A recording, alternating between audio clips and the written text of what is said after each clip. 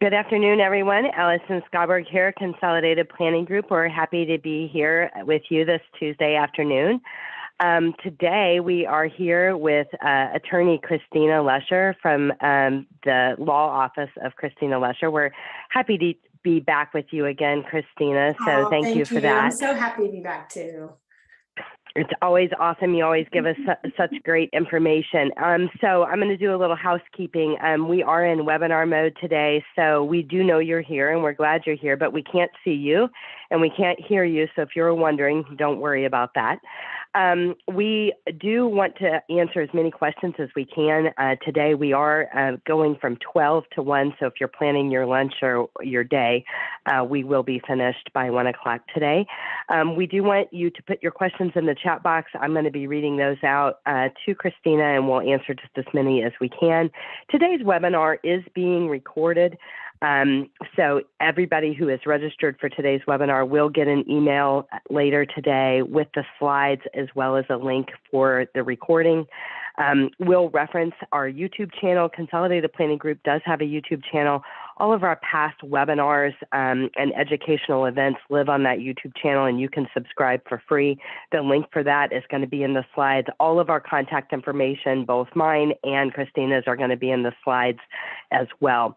So Consolidated Planning Group, we are a holistic special needs financial planning firm. And anytime we're working with an attorney when we're doing a webinar, I always like to talk about the differences of what Christina does versus what we do, because honestly, we get calls every day for people that say, I want to set up guardianship, or I need a special needs trust, or I need to update my will, and those types of things. And we don't do that. So we're not attorneys, and we're not doing the legal documents. We're the money. So I always say they're the paper and we're the money. And when we're planning for our loved ones who have a disability, the reality is that you need both. Christina doesn't do what we do, the future care cost estimates, the Social Security analysis, how and what do I apply for and when, the money in the right buckets. She doesn't do that side of the house, and I don't do her side of the house when it comes to the legal documents. So we just want to make that clear, because it's always there's a little bit of confusion there. And the other thing that I want to say that is really important, and if you guys have attended our webinars in the past, you've probably heard me say this again before, so I'm sorry if it's repeating. When it comes to our loved ones with a disability, this is not a DIY project. When it comes to these important matters of your legal documents, the money in the right buckets and things like that, your situation is specialized, and we do suggest that you work with a specialist when it comes to handling these types of things. There are 250,000 financial advisors in the U.S., and about 150, not 1,000 total, in the U.S. have any background or nuance at all in special needs. So it's really important that you work with the right professionals when you're getting these documents together and you're working on your plan. Because when you don't, a lot of times things end up in the wrong buckets, or documents fail to qualify, in the eyes of the Social Security Administration as a special needs trust and things like that. So Christina, as always, we're always happy to be back with you, and she's going to be talking about the top 5 special needs documents that you guys need to be knowing about. So again, I invite you to put your questions in the chat box. We're going to get to as many as possible. And Christina, I would just love to turn it over to you. Thank you so much, Allison. I always like coming and visiting with you, and I always learn something amazing from Allison. So definitely a wealth of information over at CPG. So yeah, we can start out with our first slide. There we go. So I've got a list of documents up here. Just to get started, anybody that's a parent is going to need estate planning document. So even if you've had estate planning documents for a while, maybe you had a will done when you first got married or you first had a baby, you need to have those reviewed. And especially if you have a child that has a disability and those documents need to be specialized. So we always encourage families to come and talk to us to see what type of planning is going to be best for them. Meaning, are you going to be a will-based client or maybe a revocable trust-based client? We'll talk about the pros and cons to having just a will or having a trust here in just a little bit. We'll also talk about third-party supplemental needs trusts, first-party trust, and the documents needed for incapacity. Now, we're not thinking about for your child or your adult child. We're thinking about for you. So a lot of times when clients come to my office, the very first scenario they want to talk about is their death, which makes sense. As a parent, I'm a parent, I have 2 boys. We never want to think about, us leaving our children. And so usually the scenario for death is what comes up first. But I always want to talk about what happens if you are incapacitated. Who is going to manage your financial situation, your health care? Because how I look at families is it's like a table. We have to make sure the parents are supported so that that child with a disability or special need is also supported. And then Allison and I love to talk about beneficiary designations. One of the things we're going to repeat again in this PowerPoint is that your beneficiary designations are going to control or trump your legal instruments. So if you have left, say, a life insurance policy to a minor child or a child with a disability that may need some type of public benefit, you're going to want to change that. So it's not uncommon for parents to forget about that one life insurance policy that they have through their office, because you may work with someone like CPG to set up a life insurance policy, but you have to remember those workplace life insurance policies, if you die and it's paid out to a minor child or a child that's receiving some type of public benefit, it can cause a lot of heartache and expense for your family. I like to do things Excel spreadsheet style. I know Allison has her own techniques, but she and I are both in agreement that that is sometimes the big part of the planning that gets left off, especially if you're doing a DIY, which I never ever recommend. They used to sell wills in Office Depot, and I would see people looking at them, and my husband would have to physically restrain me from going to talking to the people at Office Depot. Okay, so next slide. Well, can we just talk about a moment for the wills and things? One thing that I would like to say is that I would say it's upward 95% of people, they either have an outdated will or they have no will at all. Yes. So in your mind, from an outdated perspective, when people do have their documents and they have them in place, how often? Is it every 3 years, every 5 years that they should be reviewed from time to time? What is your recommendation on that as far as reviewing old docs? I would say every 2 years. Or if you have a change in life where you've gotten divorced, you've gotten married, you've changed jobs, you inherited money, something has happened in your life. And ideally, you have a copy of those estate planning documents. You have the beneficiary designations listed out correctly so that you're able to review that with an attorney. But I say every 2 years, or if there's a life change. I review personally my estate planning documents the 1st of June. That's my wedding anniversary month. And so I pull out my Excel spreadsheet, our estate planning documents. Not that I have that many accounts, but I want to make sure that there's not some account like an old IRA because my husband changed jobs recently, or retirement account that we need to make sure we know what's going on with it. So I like to do that on an annual basis, and I pick a date like my anniversary or your birthday, and then you need to reward yourself. So I like to go to Tia Maria's. That's like my favorite Mexican food restaurant. So if you live on the north side of Houston, you know what I'm talking about. So review the documents, but then reward yourself for reviewing the documents, because it's not going to be the most fun thing to do. So we got a couple of questions I just want to read out. Sure. Someone said, I have access to Susie Orman's must-have documents and would like to know what would be the harm in having these. Well, first of all, Susie Orman, to my knowledge, is not a lawyer in Texas. So you're not going to be getting documents that are tailored for Texas use. And what we see with a lot of people that get these documents online is they don't complete them correctly. And they do not meet the certain criteria. I haven't looked at Susie Orman's documents in a while. And by the way, Susie Orman. I think she's a great entertainer. I don't know if I agree with her on all of her financial advice and her legal advice, but I look at her like a Judge Judy. She's entertaining. So I would say I would probably not use Susie Orman, nor would I ever recommend it because of all the reasons I just stated. Okay. One question asked about the first party and third party special needs trust, but you're going to talk about that. So I'm gonna just we'll hang on that one.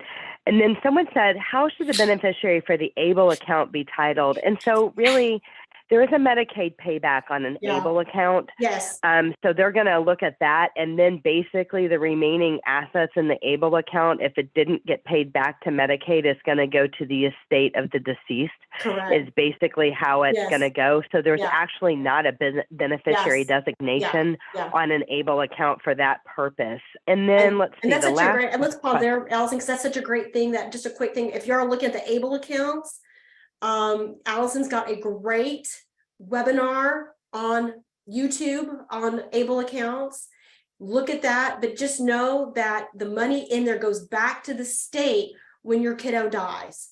Okay, so that's the one thing people are like, the grandparents want to put $100,000. I would never suggest to putting $100,000 into an ABLE account if it's money that did not belong to that child. Allison and I will be able, or another attorney will be able to help you figure that out in a better way.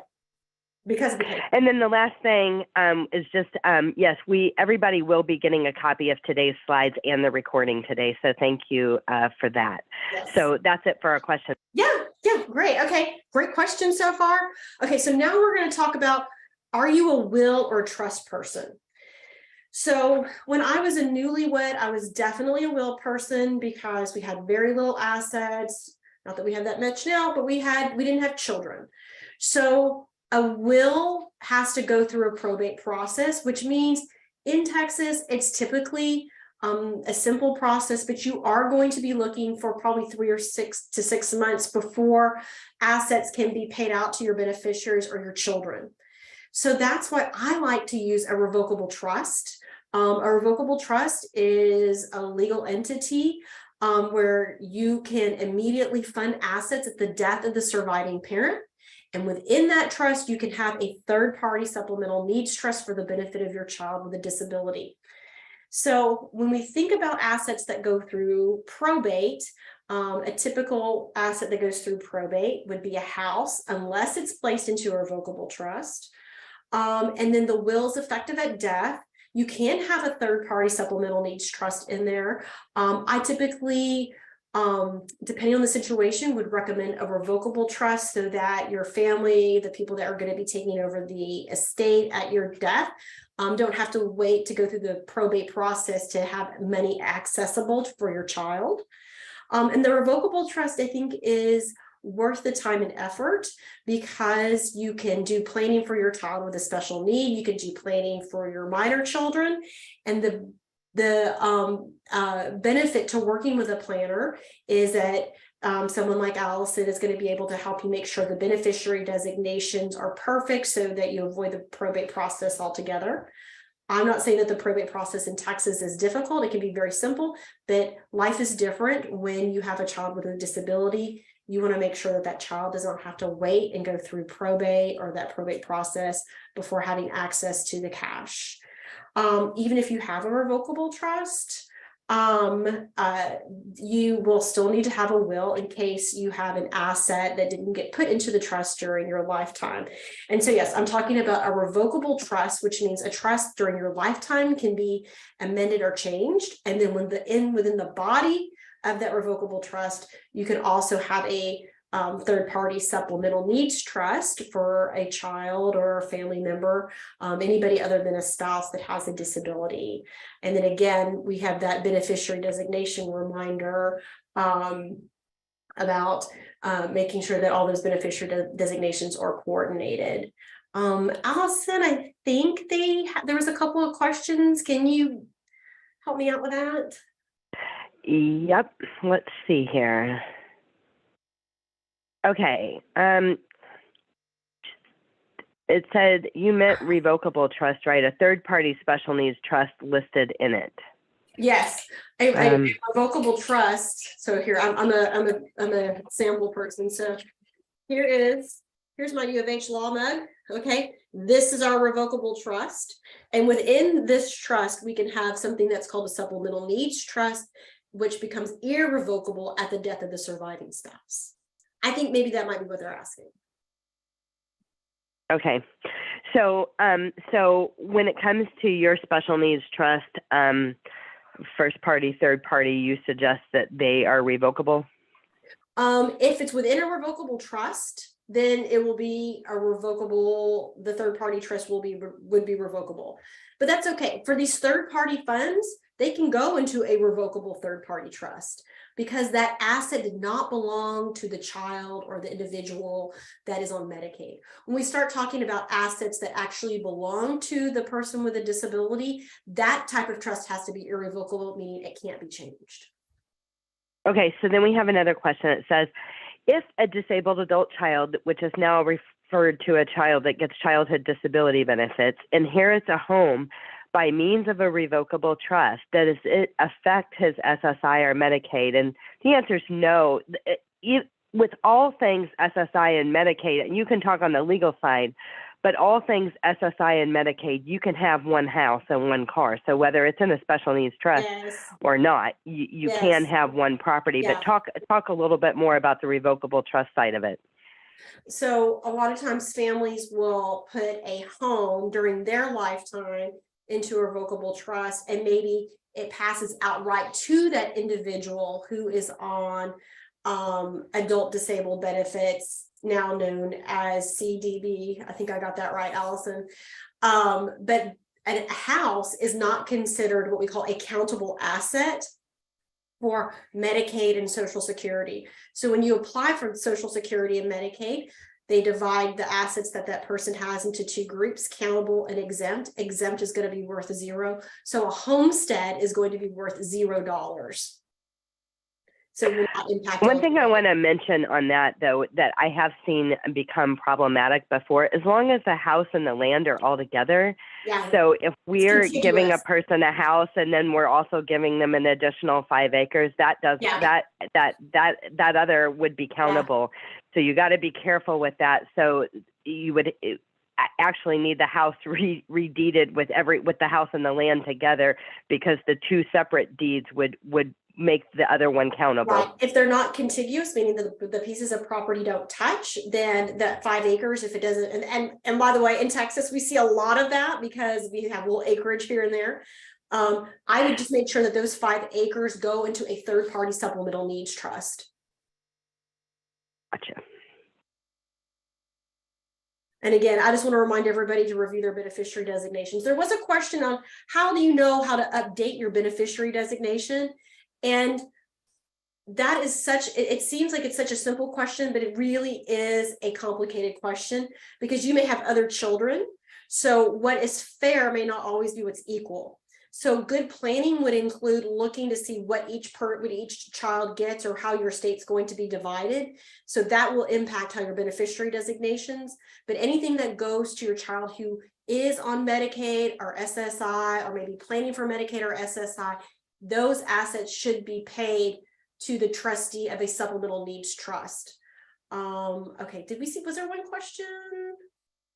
Was there anything else? They just asked if a house could be in a third party special needs trust. Yes, absolutely. Absolutely. And then you're able to get the homestead exemption by the trustee of the third party trust, giving them something that we call a life estate.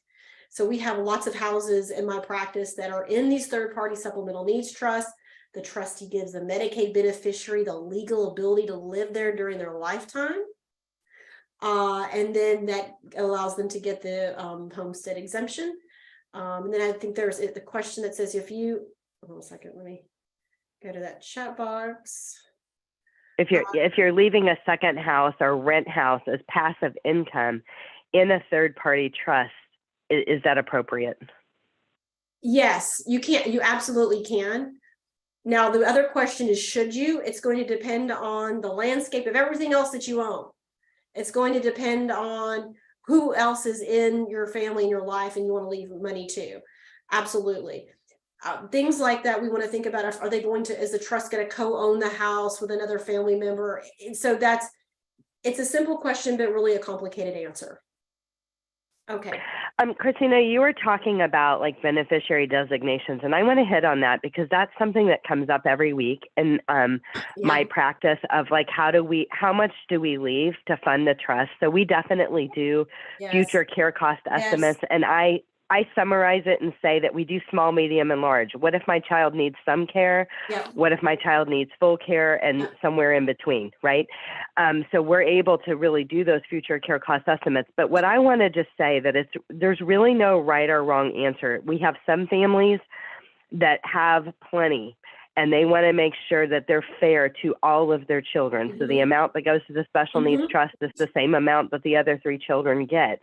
We have other families that say, no, there's going to be an unequal distribution favoring the special needs trust because we put our kids through college. They have great jobs. They're very successful, and they have success that this other child will never be able to achieve. And so we're going to do an unequal distribution. And I just wanted to say that none of those thought processes are wrong. And it just depends on your situation. But I also, in the event that there's only so much money, right, and we're wondering, do we even have enough to fund the special needs trust? We would lean more towards an unequal distribution, providing the most funding as possible to that special needs trust. And in that example, we've got one other question. Oh, I think I had a question about life estate. Was it the life estate question? Yes. Okay. So here's how it works. I'm gonna give my cup again. Okay. So I hope whoever asked that question is listening. So here's the supplemental needs trust, okay? And then here's the property, the homestead goes into the supplemental needs trust. And then what happens is the trustee of this trust gives the beneficiary of the trust the ability to live in this property. That's called a life estate. So the trustee would give the child a life estate or the adult a life estate. When you do that, then you'll be able to homestead the property for property tax purposes because a trust cannot obtain a property tax exemption. It has to be an individual. So that's why we do the life estate. And then the life estate ends at the person's death. And then the third party trust would then say where that property goes after the death of the beneficiary. So I hope that was clear. To whoever asked that question. It's a really good question. Okay, Allison, you think we're ready to go on to the next slide? Oh, sorry, go back. Sorry. So why do we need supplemental needs trust? I get this question. I say, why don't I just leave everything to my trusted sister or my trusted brother or my trusted best friend? So I have a nephew with a disability. He has a rare genetic disorder called Vader syndrome.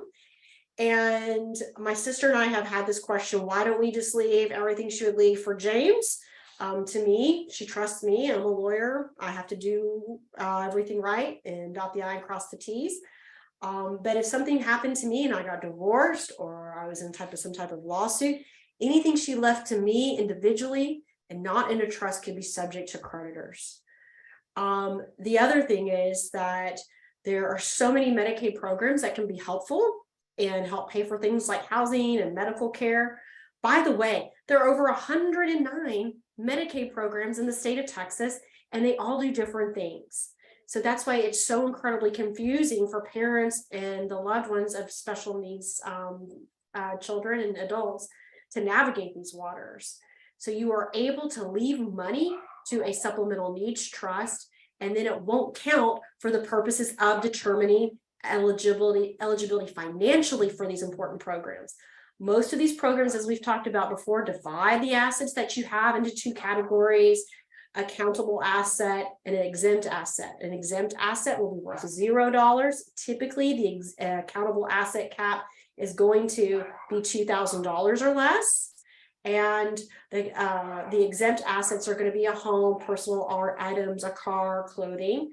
And the big benefit we talked about is that you can put money in a trust and know that if something happens to the person who's in charge of the money, It is segregated and separated from their personal assets, and it will go and maintain for the benefit of your child. So what I've done personally is I have a supplemental needs trust for my nephew. If something happens to me, I have some backup trustees. And then maybe eventually my kids may become trustee for their cousin. We're talking about that right now. The whole trustee appointment's a whole nother discussion. We might touch on it here in just a minute. Any questions, Allison, or comments before we move on? I think we're okay. I just wanted to mention that because it comes up a lot, that $2,000, and that is the big reason when we were talking about we never want to name our special needs loved one as a beneficiary, because if they get more than $2,000 in their name, then that's where they would, run the risk of losing Medicaid and SSI. There was some talk about this $2,000 moving up to $10,000, and a lot of times people bring this up on the webinars. It didn't pass. So it was out there, but it didn't pass. It's time for something like that to pass because this number hasn't changed in eons and it's ridiculously low. But for anybody that was wondering about that, or if it passed or if it's coming soon, not yet. So I just wanted to give an update on that.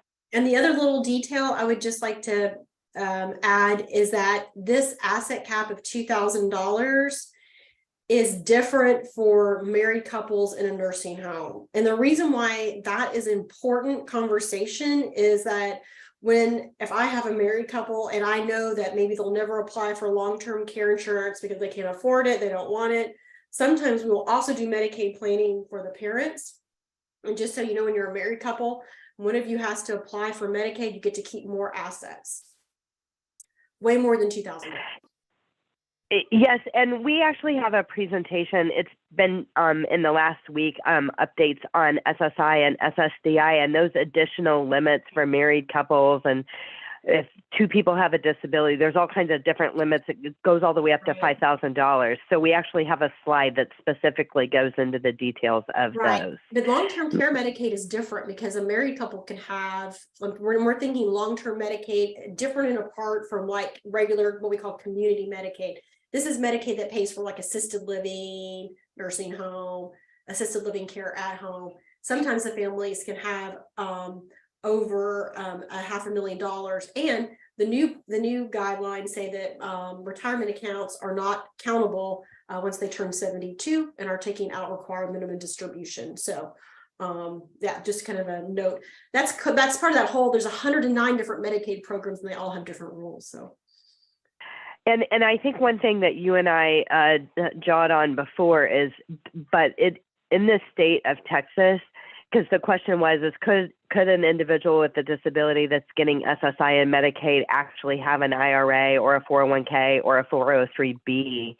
And under that age limit she just mentioned, the answer is no. It would be a countable asset. Some states don't count retirement assets, but Texas does. And there is basically the takeaway. The Medicaid buy-in program also does not, for adults who are applying for Medicaid, also does not count retirement accounts as well. We have another question, and I know, like, from an attorney perspective, I think it's a matter of preference, like for attorneys that are working with special needs, of revocable versus irrevocable when it comes to the special needs trust. We have somebody in the chat box that says that theirs is irrevocable, and now they'd like to name someone different as a successor trustee. And how do they go about doing that? The trust document the trust document may give you the ability to appoint new trustees, and it always goes back to the document. I wish I could give you a more specific answer, Margaret, but that's you're going to have to take a look at the document. Well, and the bottom line is too, we get calls every week asking for a referral for an attorney. And again, we always suggest that you work with someone that is nuanced with special needs and individuals with disabilities, as opposed to your neighbor next door, the real estate attorney. We really recommend that. So if you have a document that maybe is outdated, or you're wondering, or you need to make some changes, that is something that Christina and her office, they can review, and they'll tell you it either, we can make these changes or it needs to be redone. They're going to review it and tell you what needs to happen. It might be redone. And so we've had cases in the past where we've had a supplemental needs trust that was irrevocable and already had money in it. It's already been funded for different reasons. And so we really have two options. Number one, we can do something that's called decanting.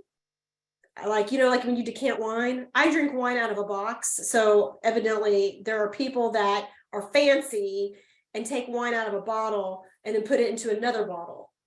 There's a statute that is similar for a trust that needs to be fixed.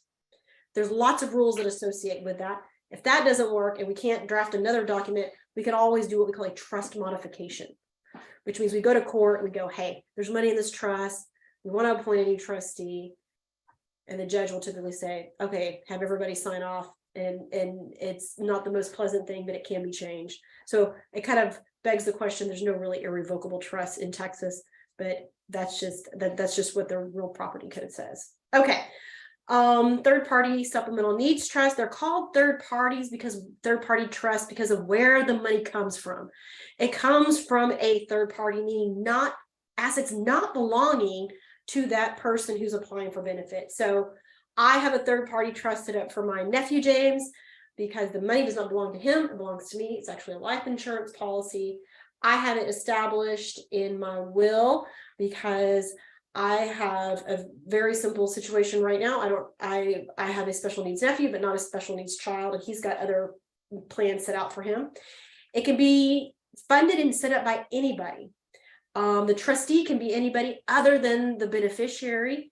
There's no payback to the state of Texas, and you can name alternate beneficiaries. So the trust I have set up for James, if he dies, then I have it going to my kiddos. And it's reviewed with less scrutiny than what we call first-party trusts. And remember, first-party trusts are those trusts that are funded with a Medicaid beneficiary's own money. And those are looked at very, very carefully. Okay, Allison, anything to add on this slide?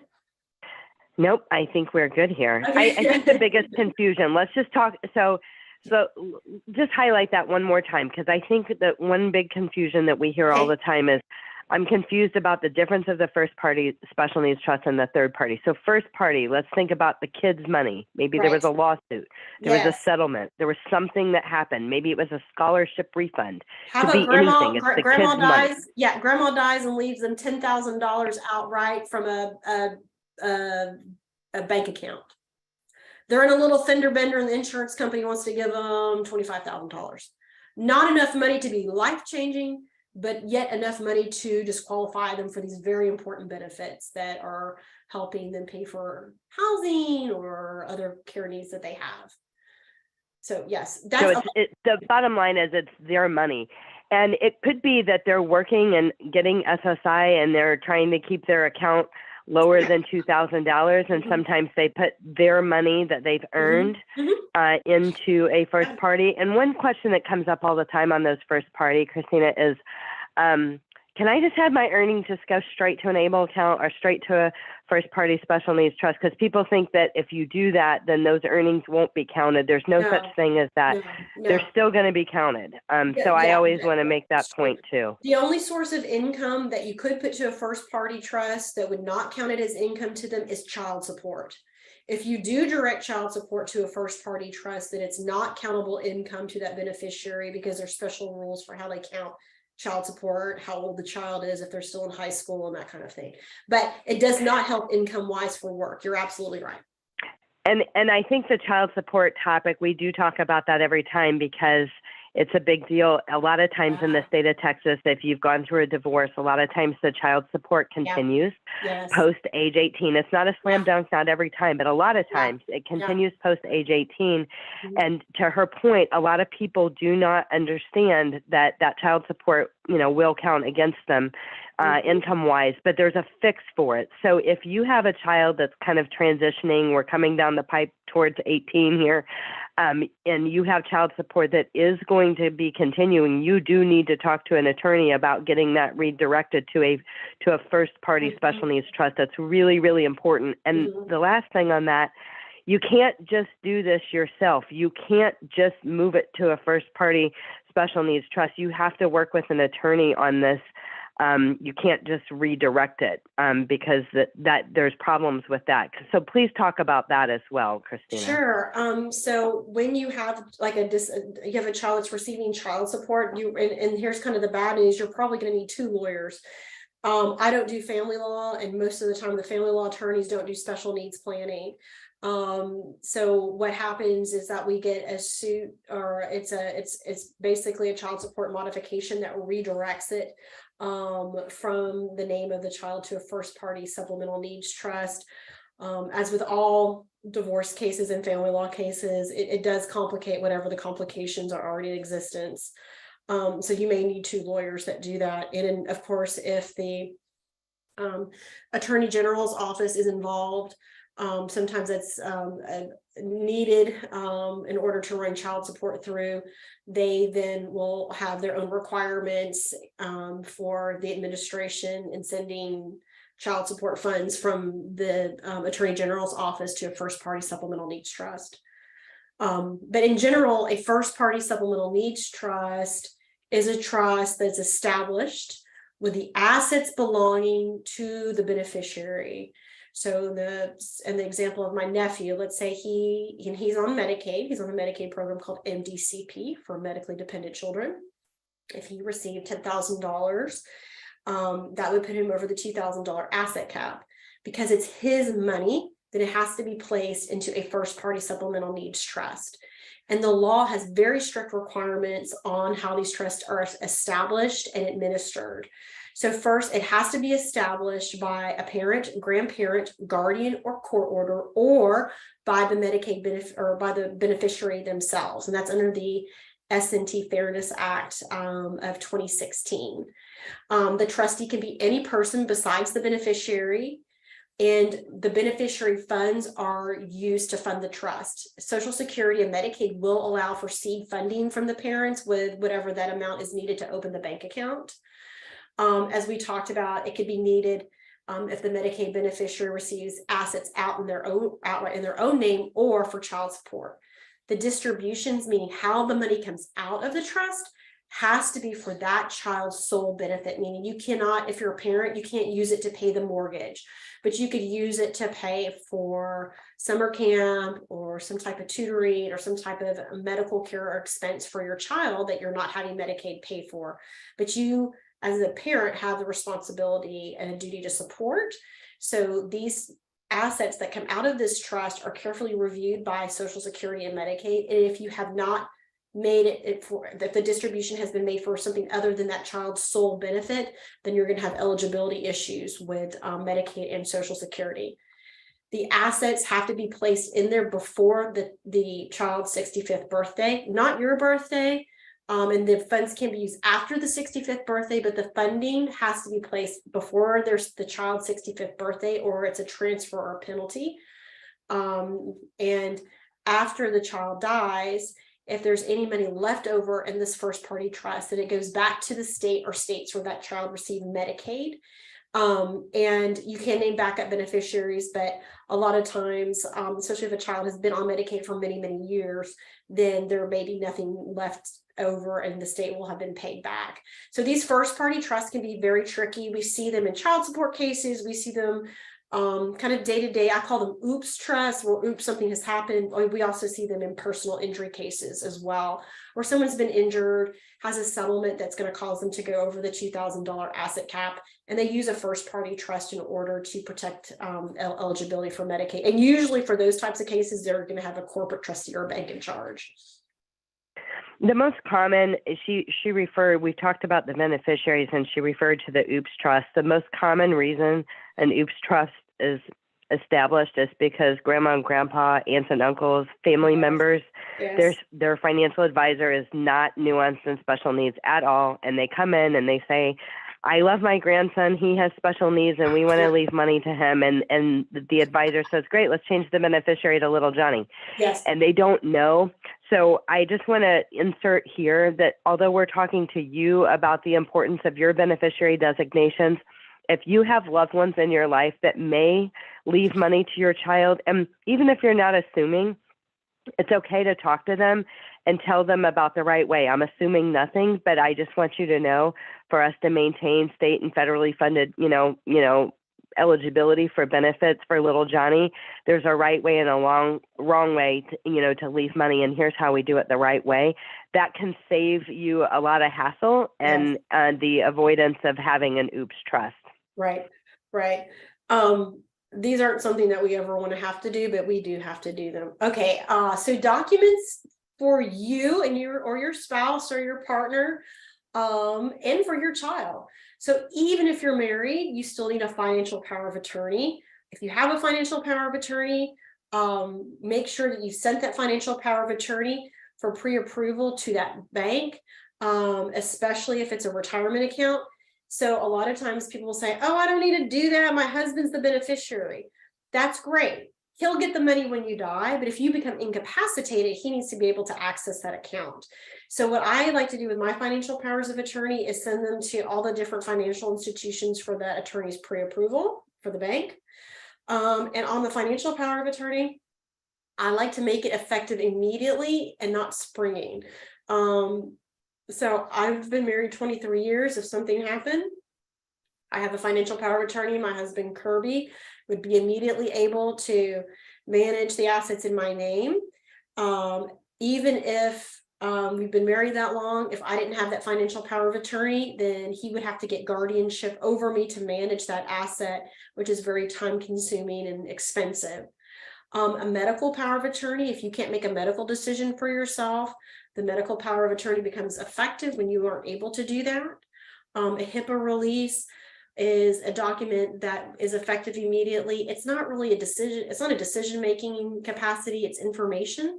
My advice to my clients is every person that's on your financial power of attorney, your executive, or your trustee should also be on your HIPAA release, because they may need that to be able to talk to your health insurance company. A directive to physicians, if you have specific wishes about your life, and if you became incapacitated and terminal, I mean you have less than 6 months to live, what are your wishes? A DNR, which is a do not resuscitate. I typically have clients talk to their doctors about DNRs, since that's not, to me, that's a medical decision that needs to be made with a medical professional. Appointment of guardian for yourself, if you needed a guardian, or let's say you have an ex-spouse or an estranged child that you never want them to be your guardian or go to court trying to get control over your healthcare, your finances. You can make those provisions in writing. And then also for your child. So you may have a minor child that you've decided when they turn 18, you're not going to go through guardianship for them. But let's say just in case they need a guardianship, you could go ahead and make those appointments. Just because you name somebody in the appointment of guardian, they still have to go through the guardianship process. It doesn't happen immediately. Appointment of healthcare agent for a minor child. So I have minor children, and then my in-laws, my mother, my brother, they're all listed on this healthcare appointment, so that if I'm out of town and they need to consent to, say, a stitch, they're able to do that. And then maybe an appointment for it says designation, it should say disposition of remains. This just is a document that says how you want your remains to be handled. Would you like a traditional burial or cremation? And then if you have any special wishes about medical study for your body or organ donation, it's always good to put these things in writing ahead of time. But the big takeaway is to know, just because someone's listed on your beneficiary on an account does not give them management rights during your lifetime. And we just say here is important. Don't wait till the crisis. Look at this. Have you updated this? Are the people that you have down, are they who they should be? Do you have anything down at all? Yeah. And really, let's have intentional conversation with our aging parents and family members that we love too, because sometimes they either don't have it, or it was done 22 years ago and Right, it hasn't been right. looked at since, and everybody listed on the document is deceased. And so those things can be problematic in that crisis situation of a heart attack or stroke or other things like that. So definitely put that on your list to check it out. Yeah, and what I think about when you're appointing people is the 3 T's. Do they have time? Are they trustworthy? And do they have the talent to do that? And make sure that they know that they're appointed. So yeah. Okay, Allison, I want to have you help me with the slide, okay? All set. So I just want to reach out before we do the guardianship. Teresa says, crazy how many people don't want to talk about it. Teresa, just to back up on your point, it said something like 40% of all lawyers do not have a will, which is actually higher than the non-lawyer population, I think. I don't remember that percentage was right. Actually, lawyers are more likely to not have a will than the general public. That's like the builder that builds the $1 million homes, lives in the double wide, and the painter's house needs paint, I guess. Yeah. I don't know. Yeah. All right. So Allison and I have had many conversations over the years about guardianship. I'm just going to lay out a few basics, and then I'm going to ask Allison to help me out with a couple of different things here. A couple of things everyone needs to know. The guardianship is done after you turn age 18. So I have a lot of clients that will come and say, my son's 17. We need to get guardianship right now. Because if we're worried that he turns 18, then the opportunity to get the guardianship has passed. That's not true. You can get guardianship anytime after your child turns 18. So sometimes the schools will say, we really want you to get guardianship over your child. This is usually in the context of IEP and ARD meetings and those kinds of things. So remember, that's the school may be asking it because maybe their administration wants the guardianship. It's not necessarily anything that the kid really needs. And Allison and I have talked about this educational power of attorney that I've drawn up. It has really no basis in statute, but basically what it does is it says, the kid says, my mom and dad can attend these ARD meetings, they can sign off on IEPs for me, and it may postpone the school maybe for a little bit, really wanting a guardianship. By the way, guardianships are really 2 parts, or 2 flavors. One is guardianship of the person only.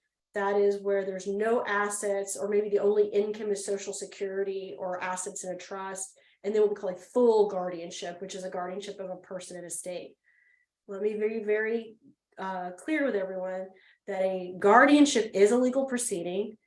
Your child will have to have their own lawyer. They will have to be served by a constable. You will have to be interviewed by an ad litem and a court investigator. You will have to do annual reports, and if there's money, in annual accounting.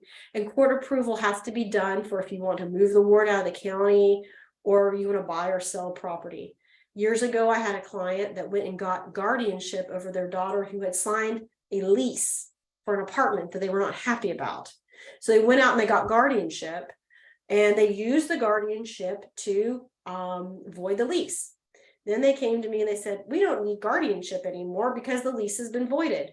The court is not going to let them in the guardianship at that point.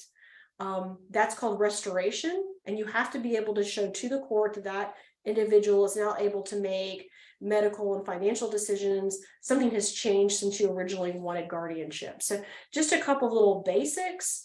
Allison, you want to kind of come in and add some commentary?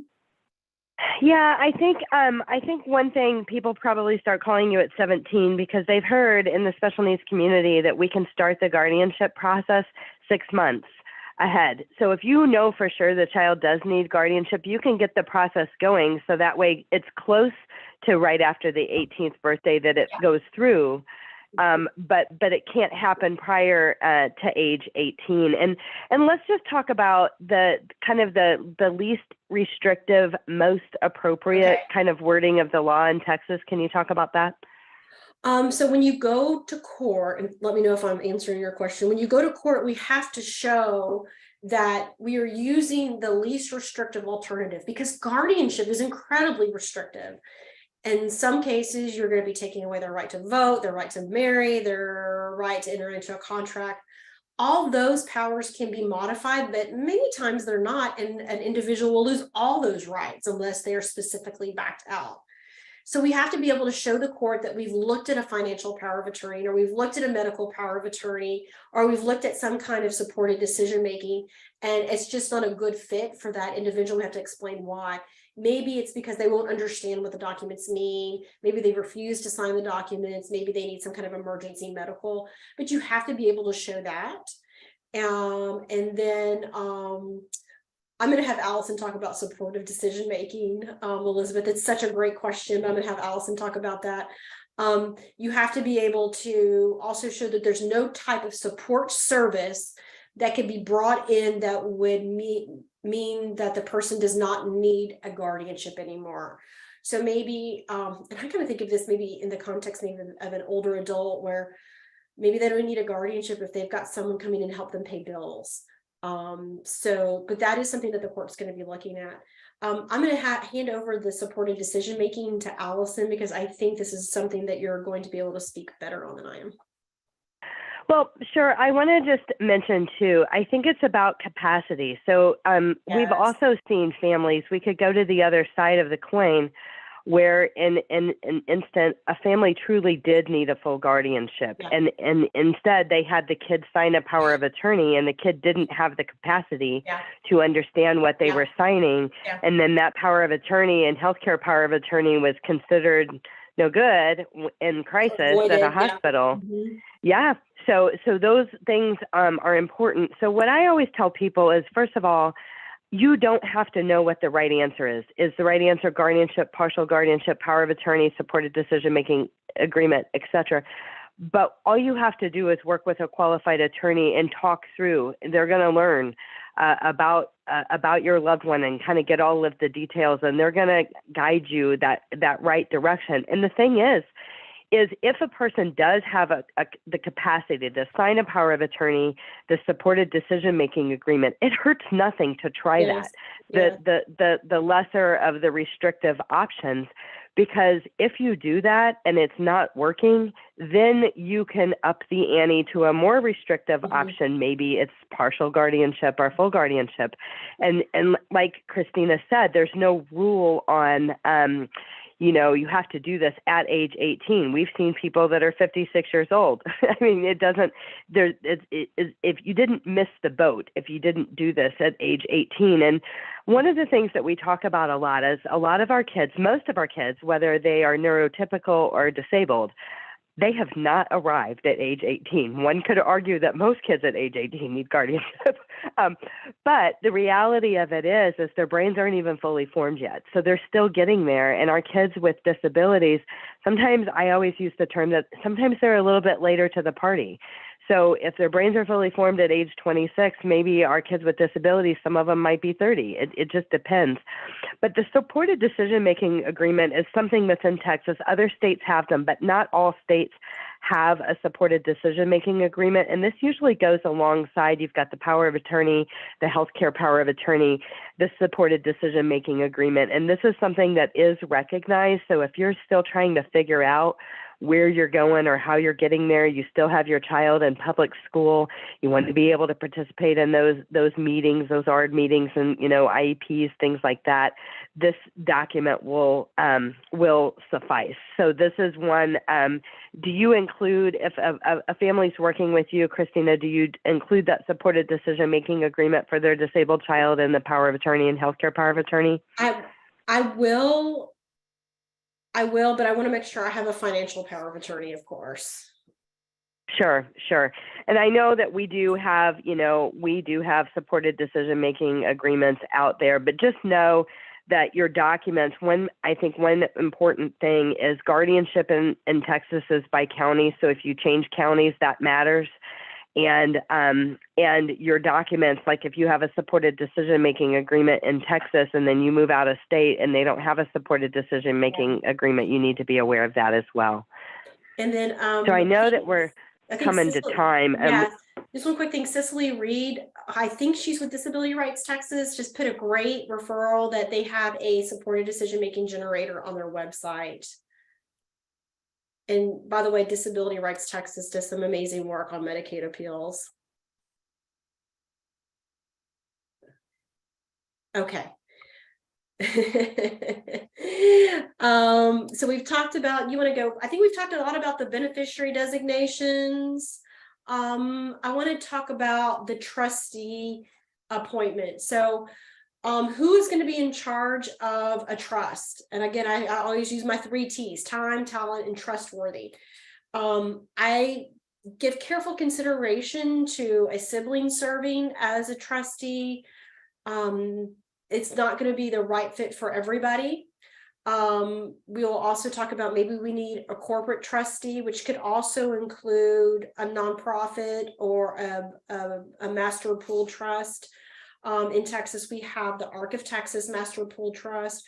So if you want a professional financial institution to be in charge of money in a special needs trust rather than an individual or family member, a lot of those banks will have certain minimums, but the ARC of Texas does not. How do you divide your estate? That's what you'll work with a planner like Allison in figuring out how are you going to divide the estate. And then also we do something that's called a letter of intent for medical instructions to the trustee. I think Allison has a great webinar on the letter of intent. Just a couple of last minute things. Be sure the people that you've appointed know they're appointed. And then review your assets and double check the beneficiary designations. I promised you guys I was going to say it a bunch of times, and here I think this is my last and final time to check your beneficiary designations. And then my last comment is when we're updating your documents. Here I was more aggressive. I said once a year. So our death or divorce or job change, always make sure the people that are appointed are able and willing to serve. One question says, what's a reasonable charge for guardianship? I'm going to tell you, Teresa, the lawyerly answer, which it depends on which county you're in. The filing fees will range. Typically we're looking at anywhere from $3,500 and up, I would say would be your minimum. Some attorneys might be less expensive. Some attorneys may be more expensive. If you really need guardianship and legal fees are out of reach for you, I would look at University of Houston Law Center if they have a clinic. Yeah, they said I had an attorney tell me guardianship was $36.50. I think that's probably in the realm of reasonableness. Some people are going to be more expensive. Some people are going to be less expensive. I would have answered $3,500 to $5,000 if it was not contested. That's how I would have answered that question based off what I've seen throughout the state, as long as it's not contested. Yeah, so Thomas, that did not include special needs trust planning. I think, that's correct. I think that's correct. That's going to be within the realm of reasonableness. Mia asked me, what if your child is high functioning autism? He's graduating from high school this year. What do I need to get starting on? Just from a legal perspective, I would start wanting to look at powers of attorney, supportive decision making. And then I would also look at your estate planning documents. And then Allison, do you have some webinars that you could recommend for high school that you got that Consolidated Planning Group has for that transition post high school? Yeah, you guys have a lot of we have kind of a transition planning that kind of goes through the details and what to keep in mind, because a lot of times people don't even know that they should apply for SSI and Medicaid because the child didn't qualify before. So so you guys are going to get a copy of these slides and Christina's contact information. You can certainly reach out to her. She can review your docs, or if you need to get docs in place, certainly reach out to her. You can reach out to us. We've mentioned our webinars. We've got upcoming webinars. There's going to be a clickable link in these slides that are going out that'll have all the upcoming webinars. And then we also have our YouTube channel that we've referenced several times. That's going to be a clickable link. And all of those old webinars are going to be out there. And they're not really old. I mean, some of them happened yesterday, right? Like they're not really old. There's over 200 webinars out there. It's incredible. topics that we've talked about. So you guys will get these slides later today. And as always, Christina, it's always wonderful chatting with you. And we start talking about these things. It's so much information and great questions. But if you have additional questions that didn't get answered today, reach out to Christina, reach out to myself. We're happy to chat with you. So thanks so much, everyone, for being here today. It's certainly been our pleasure, and we'll look forward to connecting with you again soon. Awesome. Y'all take care, all right? Bye now.